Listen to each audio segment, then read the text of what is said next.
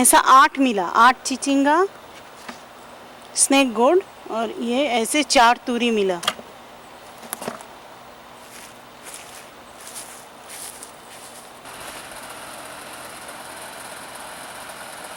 मैंने पुदीना का पत्ता भी लिया।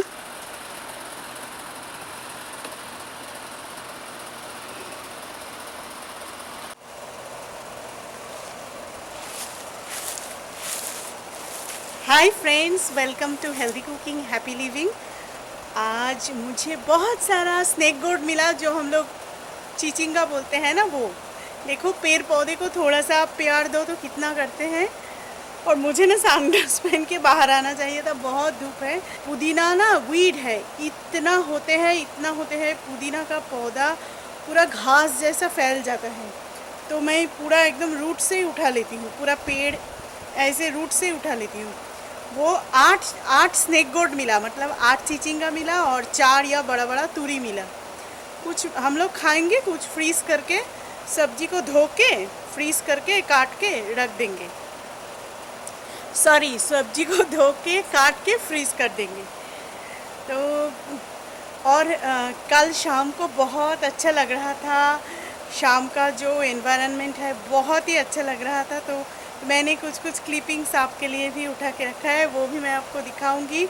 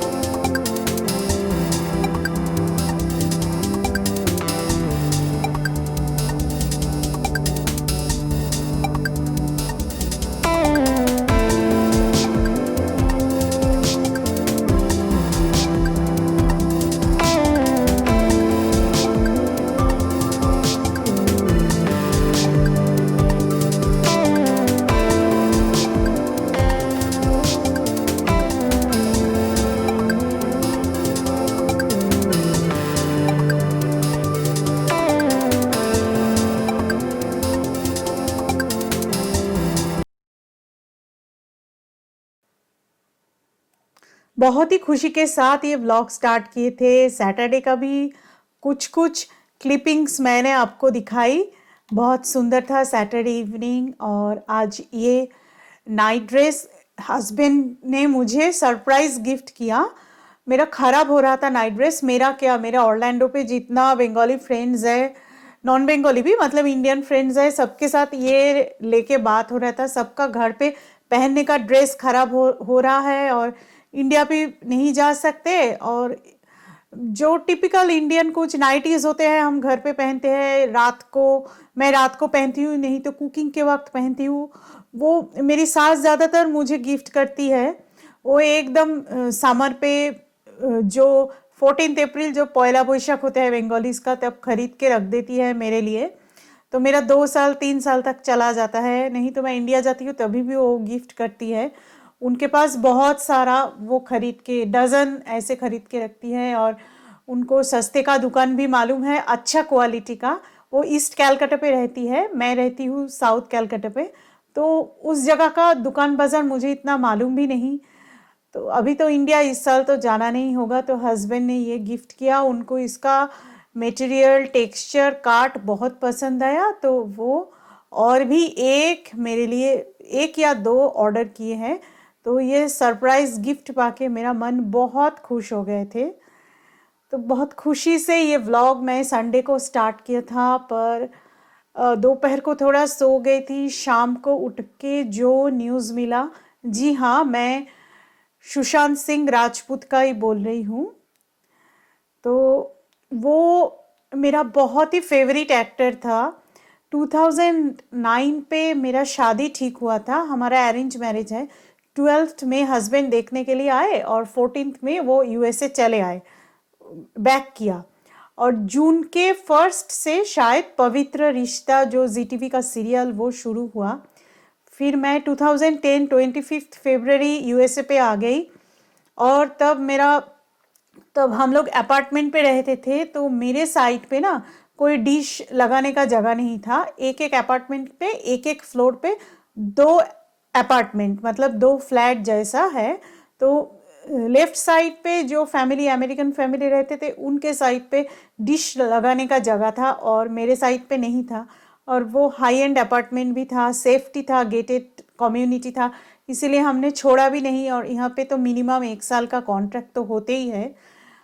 तो मैं ना वेबसाइट पे देखती थी पवित्र रिश्ता, और 2009 पे उनका शुरू हुआ था रिलेशनशिप, और सीरियल पे प्यार मोहब्बत, फिर शादी, और 2014 तक चला वो, शायद 5 साढ़े 5 साल चला। तो इसका ज़्यादातर एपिसोड मैं यूएसए पे बैठ के ही देखती थी, बीच में इंडिया गई थी तभी भी देखती थी।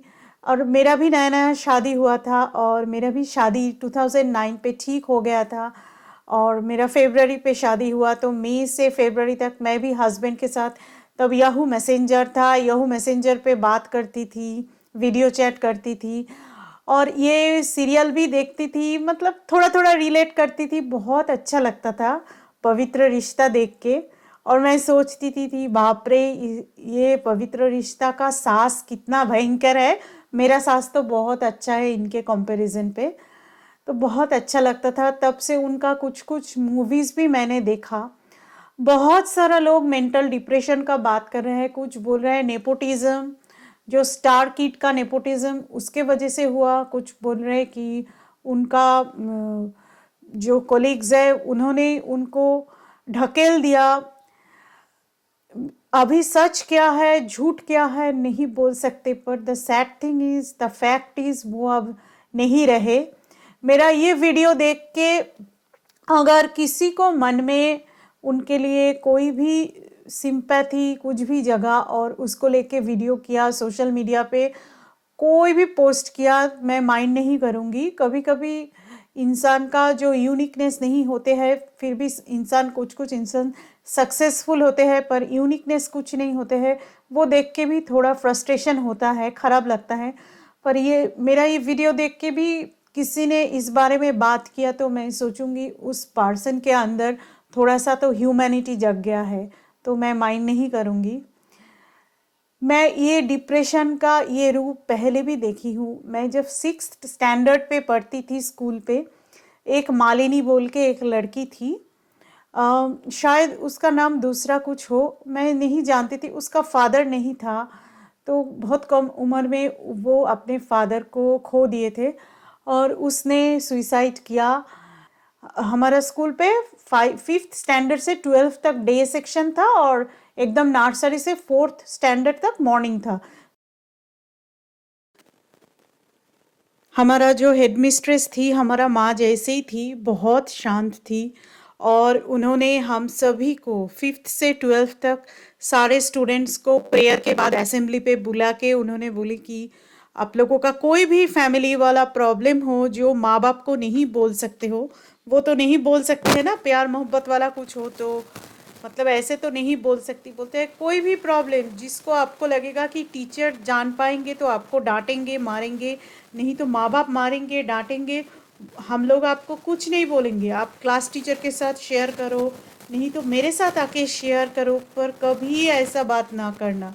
और उनके आंखों में आंसू भी था। मालिनी मेरी बहुत क्लोज फ्रेंड नहीं थी, पर एक सेक्शन पे हम लोग थे, और बहुत चुप चुप रहती थी। ऐसे स्कूल का बरामदा पूरा रेलिंग से घिरा हुआ था। हमारा स्कूल बहुत कंजर्वेटिव, बहुत स्ट्रिक्ट था, गर्ल्स स्कूल था। तो वहाँ पे वो जब जब टिफ़िन के वक्त तो बात भी नहीं करती थी किसी के साथ, वो खड़ी रहती थी चुप चुप करके।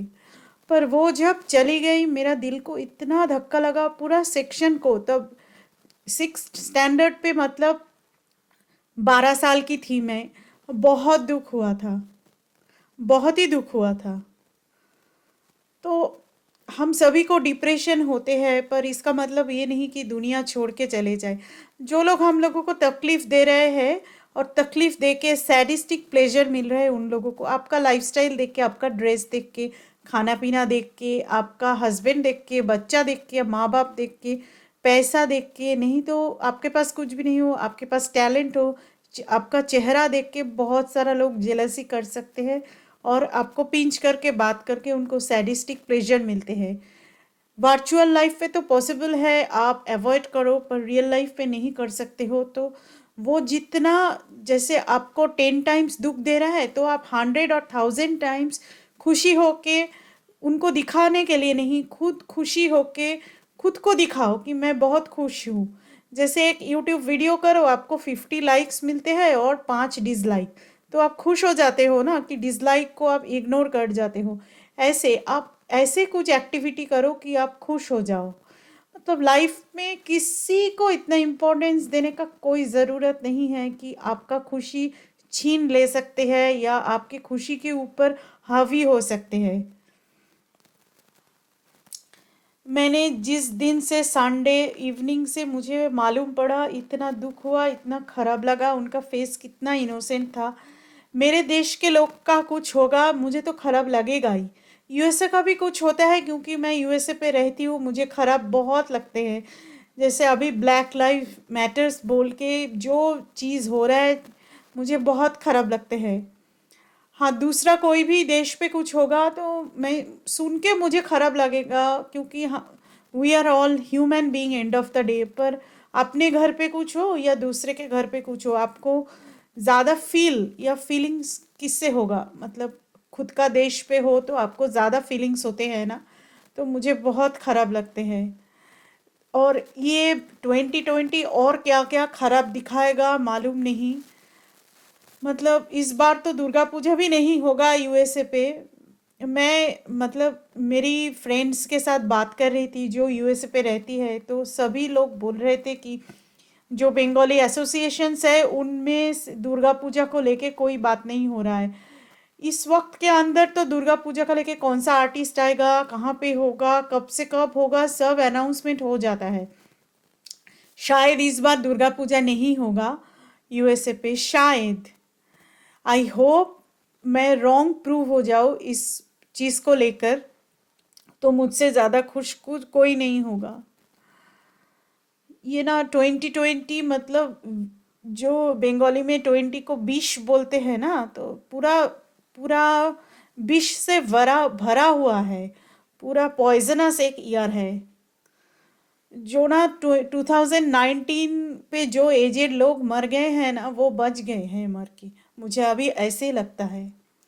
चार तरफ अब देखो बहुत ही खराब खराब न्यूज़, एवरी डे खराब खराब न्यूज़, एवरी डे लोगों को मरने का न्यूज़।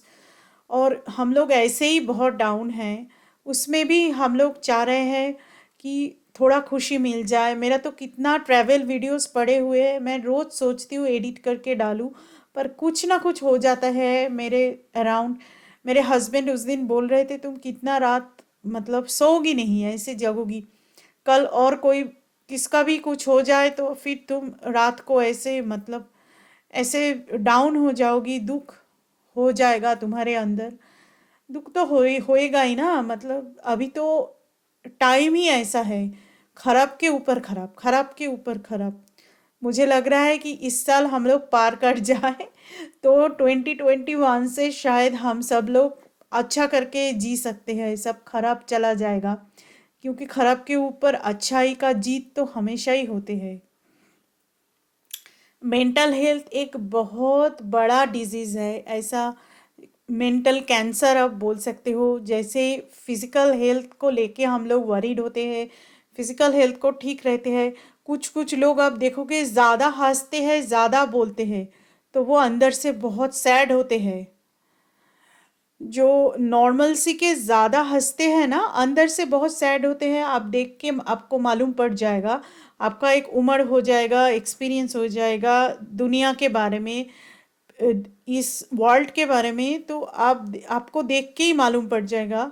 कभी ना कभी उन उन लोगों के अंदर से तो निकल के ही आएगा, वो बहुत डरते भी है हर चीज़ से, तो आपको देख के ही मालूम पड़ जाएगा। मैं इस मेंटल हेल्थ के वजह से बहुत लोगों को डाउन होते देखा है। और आप वर्ल्ड के हिस्ट्री भी देखो तो बहुत अच्छा अच्छा लोग, टैलेंटेड लोग भी मेंटल हेल्थ के वजह से बहुत डाउन हो गए हैं। तो मैं यही बोलूँगी कि कोई भी इतना वैल्यूएबल तो नहीं है हमारे लाइफ पे कि जिनके वजह से हम अपना मेंटल हेल्थ को ख़राब करें। हाँ, सेलिब्रिटीज़ का बात कुछ अलग है, क्योंकि हम लोगों को, जो हम नॉर्मल लोग हैं, हम लोगों को सच्चाई मालूम नहीं पड़ते हैं। अभी देखो कितने लोगों को हमने खो दिया, ऋषि कपूर, श्रीदेवी, इरफान खान, फिर ये, और बंगाल पे भी कितना तबाही मचे हुए है, ये आम्फान, फिर भी सुन रही हूँ ये होगा वो होगा, कितना कुछ सुन रहे हैं। तो मैं यही बोलूँगी सबको, आप खुश, खुद को खुश रखो पहले, तो ही आप दूसरों को खुश रख पाओगी। कोशिश करो खुद को खुश रखने के लिए इस सिचुएशन पे भी। मैं भी बहुत कोशिश कर रही हूँ, इसीलिए मैं दिल खोल के इतना सारा बात बोल रही हूँ। आप नहीं रहोगे इस दुनिया पे तो किसी को कुछ नहीं आ जाएगा, आपका फैमिली कुछ दिन रोएगा, फ्रेंड्स कुछ दिन रोएगा, फिर उनको भी तो जीना है, दे विल बी नॉर्मल। दुख अंदर रख के भी दे विल बी नॉर्मल। ये अच्छा दुनिया, सुंदर सा दुनिया, हम लोगों को बेनियन ट्री के जैसा तो आयु नहीं मिलते हैं कि 200 साल 300 साल हम लोग जिए। तो जितना दिन जियो खुश होके जियो, अच्छा करके जियो, सैक्रिफाइस करो, पर पहले खुद का देखो फिर सैक्रिफाइस करो। उम्मीद है आप सभी लोगों को मेरा बात अच्छा लगा होगा, और एक एक इंसान को भी मैं इन्फ्लुएंस कर पाई, तो मैं सोचूंगी मैं जो आपसे बात कर रही हूँ, मेरा दिल के बात, मन की बात कर रही हूँ, उसमें मैं सक्सेसफुल हूँ। बहुत बड़े होने के बाद, मेरी शादी के ठीक पहले, मेरा बहुत क्लोज एक रिलेटिव को भी मैंने खो दिया, और भी एक रिलेटिव को खो दिया। वो इतना क्लोज नहीं था, फिर भी मेरा बहुत दुख हुआ। मेरा बहुत ही क्लोज रिलेटिव था। आप लोग जानते हो, जो जो मेरे व्लॉग फॉलो करते हो, कि मेरा खुद का कोई भाई बहन नहीं है। पापा का और मम्मी का साइड का भाई बहन ही मेरा खुद का भाई बहन, मैं ऐसे ही मान के बड़ी हुई हूँ। तो मेरा कोई अफसोस भी नहीं रहा कि मेरा भाई बहन नहीं है। कभी कभी भाइयों का बहनों के ऊपर जो मैं देखती हूँ कि प्रॉपर्टी लेके, ये लेके जो बिहेवियर और रिस्पॉन्सिबिलिटी ना करने का जो मतलब सेल्फिशनेस देख के मुझे लगता है कभी कभी मेरा भाई बहन नहीं है। I am so happy for that. मेरा मम्मी का भी कोई रिग्रेट नहीं, मेरा भी कोई रिग्रेट नहीं। तो उनमें से ही पापा क्या या मम्मी का साइड का कौन कैसा, मुझसे बड़े या छोटे, मतलब ये मैं नहीं बोलना चाहती हूँ, पर उनमें से ही किसी को मैंने खो दिया। और मेरी शादी होने वाले थे, तो मेरा बहुत उम्मीद था कि that person will attend my marriage. तो ये दुख लेके फिर मेरा शादी हुआ। शादी से पहले मेरे हस्बैंड के साथ मैं शेयर किए थे, वो मेरे बहुत अच्छा दोस्त थे तब, अभी भी अच्छा दोस्त है, पर शादी से पहले तब हम लोग मैरिड कपल नहीं था। तो हमारा जो डेली लाइफ का जो स्ट्रगल होता है, प्रॉब्लम होता है, सॉल्व करना होता है, जो रिस्पॉन्सिबिलिटीज़ होता है, वो नहीं था। तो मैंने बहुत रोए थे हस्बैंड के पास। तो ही वॉज ऑल्सो सैड कि मेरा तो मिलना ही नहीं हुआ उनसे। और एक भी रिलेटिव को मैंने खो दिया था, वो थोड़ा दूर का रिलेटिव है। मैंने बहुत सारा लोगों को देखा, ऐसे लोगों को भी देखा सुइसाइड अटेम्प्ट करके फिर लौट आए, और उनको रियलाइजेशन हुआ कि हमने गलती किया। तो ये गलती का रियलाइजेशन होना, और ज़िंदगी सुइसाइड अटेम्प्ट करके ज़िंदगी फिर वापस पाना, ये बहुत बड़ा लक की बात है। एक तो इंडिया पे कोरोना वायरस 4th पोजीशन पे आ गया, यूएसए पे भी बढ़ गए हैं। मैं सुन रही थी बीजिंग पे भी फिर लॉकडाउन होगा, तो ये सब सुन के बहुत खराब लग रहा है। ऐसे भी हम सभी लोग डिप्रेस्ड है। जो लोग शो ऑफ करेंगे कि बहुत हैप्पी है इस सिचुएशन पे भी, कुछ मायने नहीं रखता है, ऐसे दैट्स नॉट ट्रू। क्योंकि अच्छा इंसान हो या खराब इंसान हो, अच्छा बुरा मिला के इंसान होते हैं। सबके अंदर ही ये डिप्रेशन है, ये सैडनेस है। नॉर्मल लाइफ पे लौटना ही सबसे बड़ा बात है, जो अभी नहीं हो पा रहा है। कब हो पाएगा वो भी हम लोग नहीं जानते हैं। तो रिस्क तो कोई भी नहीं लेना चाहते हैं। खुद के बारे में सभी सोचते हैं, खुद के फैमिली के बारे में भी सोचते हैं। तो मैं यही बोलूँगी कि बहुत लोग बोल रहे हैं support your family, support your friends. अब खुद को पहले सपोर्ट करो। आपका मन का जो डिप्रेशन है ना, आपको कोई नहीं है बोलने का, कोई नहीं समझते हैं, तो आप बाथरूम पे जाके टैप खोल के, टैप का वाटर या शावर खोल के आप रो, आप बोलो। आप जब घर पे कोई नहीं रहेगा, आईना के सामने देख के बोलो। फिर सोचो आपका कोई फ्रेंड का या रिलेटिव का ऐसा होता तो आप क्या सजेशन देते। नहीं तो आप साइकोलॉजिस्ट दिखाओ, पहले ही साइक्रेटिस्ट नहीं चाहिए होता है, पहले आप साइकोलॉजिस्ट दिखाओ। एपेलो, आमरी, कोलंबिया, एशिया और भी कितना बड़ा बड़ा क्लिनिक है, सब में साइकोलॉजिस्ट बैठते हैं। नहीं तो महंगाई दिखाना पड़ेगा ऐसा नहीं, सरकारी हॉस्पिटल पे भी बैठते हैं, छोटा छोटा क्लिनिक पे बैठते हैं। आप गूगल करके देखो, साइकोलॉजिस्ट दिखाओ। और मेरी तरह आप जैसे अपने देश से बाहर रहते हो तो आपका मन खराब हो, आपको मम्मी को या आपका कोई भी फ्रेंड हो, हस्बैंड हो, रिलेटिव हो जो आपका दिल का बहुत करीब है, किसी को बोलो, नहीं बोल पाओ तो आप यूट्यूब वीडियोस देखो, गूगल करो इसके बारे में, अमेज़ॉन से कोई बुक या कोई भी वेबसाइट से कुछ बुक खरीद के आप पढ़ो। मतलब खुद को पहले सपोर्ट करो, खुद को ठीक रखो, नहीं तो दूसरे को कैसे ठीक रखोगे। मोटिवेशनल वीडियोस देखो, आप जिस धर्म का हो उस धर्म का, हर धर्म का जो सॉन्ग होते हैं ना, जो म्यूजिक होते हैं, जैसे धर्म का जो गाना होते हैं, भजन, जैसे हिंदू धर्म का है भजन, ये सब सुनो। जो हो आपका मन चाहे, कुछ हॉबी स्टार्ट करो, ऐसे करो। पर एक बात समझ लो, आप चले जाओगे ये दुनिया छोड़ के तो किसी को कुछ नहीं आ जाएगा। हाँ, आपका फैमिली रोएगा, दुख उनको होगा, पर 3 दिन, 7 दिन, 1 महीना, उसके बाद उनको भी तो नॉर्मल लाइफ लीड करना है ना। वो तो जिंदा रहेगा तो उनको भी नॉर्मल होना ही पड़ेगा। एक दुख लेके वो लोग चलेंगे। फिर भी बीच में से आपको ये सुंदर सा दुनिया देखने को नहीं मिलेगा। You will be the loser only. मैं नहीं जानती उनके साथ क्या हुआ है, किन लोगों ने उनको ढकेल दिया सुइसाइड के तरफ, या उन्होंने खुद को ढकेल दिया कोई फ्रस्ट्रेशन की वजह से। ये तो डिबेट का एक टॉपिक है, मैं नहीं जानती।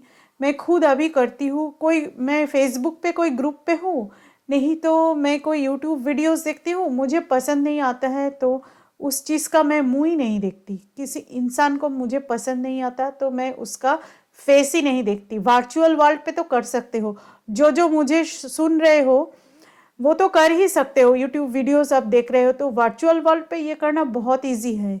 अपना जो अंदर जो क्यूरियसिटी है, जो इंक्विजिटिवनेस है कि इसके घर पे क्या हो रहा है, इसका लाइफस्टाइल क्या है, ये विदेश में रहते हैं या देश पे रहती है, इसका लाइफस्टाइल क्या है, ये क्या कर रही है, इसको आप इजीली कंट्रोल कर सकते हो। ये बहुत इजी है करना। फैमिली लाइफ पे नहीं होता है सच में, या रियल लाइफ पे नहीं होता है, पर वर्चुअल वर्ल्ड पे होता है। कोई भी आप कोई भी ग्रुप पे हो फेसबुक का, आपको पसंद नहीं आ रहा है, ग्रुप आप क्विट कर सकते हो। नहीं तो कोई भी टॉपिक को लेके आपको न्यूज़पेपर पे पढ़ना पसंद नहीं आ रहा है, न्यूज़ पे जो सुन रहे हो आजकल, आपको डिप्रेशन होता है, आप उठ के चले जाओ, ऐसे आप कर सकते हो। उस टाइम पे ना आप पॉजिटिव अच्छा अच्छा चीज़ देखो, पर खुद को ख़त्म करने का कभी मत सोचना और मुंह से भी कभी मत बोलना। क्योंकि मेरी मम्मी हमेशा बोलती है शुभ शुभ बोलो, अशुभ बोलते बोलते क्या होता है कभी कभी अशुभ हो भी जाता है। तो ये मैं बहुत मानती हूँ। तो आप सभी लोग अच्छे रहो, अपने मेंटल हेल्थ को अच्छा रखो, तभी आप आपके फ्रेंड्स और फैमिली को ठीक कर सकते हो। ये मैं सिर्फ आपको नहीं बोल रही हूँ, खुद को भी बोल रही हूँ। खुद को अच्छा रखना बहुत ज़रूरी है, और लेडीज़ को तो बहुत ज़रूरी है, क्योंकि हम होते हैं ना फैमिली का शॉक एब्जॉर्बर।